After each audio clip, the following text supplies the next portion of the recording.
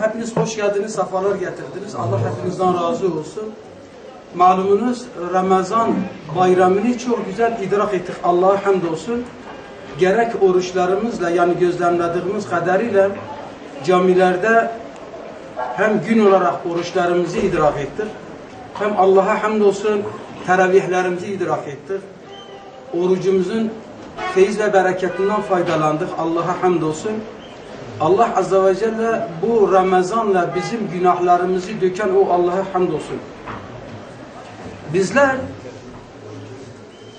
Bitlis'imizde hakikaten çok güzel atmosfer yakaladık. Halkımız oruçlarına riayet ettiler.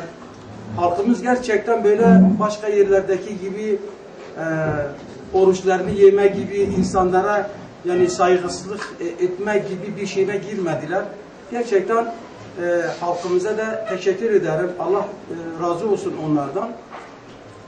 Tabii bizim buradaki misyonumuz hemen bitmiyor.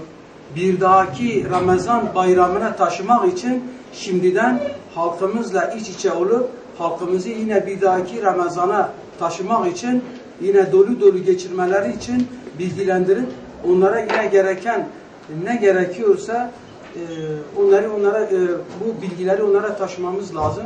Elhamdülillah yani Bitlis'te biz bunu gördük ki insanlarımız bunu pek fazla şey etmiyorlar. Dükkanlarını kapatıyorlar, halkımız insanları geziyor, komşularını geziyor, sıla-i rahim yapıyor, akrabalarını geziyor, kardeşlerini geziyor. Gerçekten bu kültürü ileriye taşımak için yine en büyük görev bize düşüyor. Allah'ın izni kuvvetiyle. İnşallah bunları halkımıza daha da güzel anlatır, onlara gider bunları daha da güzel anlatırsak inşallah çok daha güzel günler bizim olacaktır.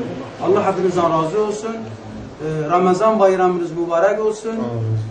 Allah Azze ve Celle bu bayramı bütün halkımıza, bütün İslam alemine mübarek kılsın ve ezilen tüm İslam alemini bir an evvel huzura, mutluluğa kavuşturmasını Rabbimizden niyaz ediyoruz.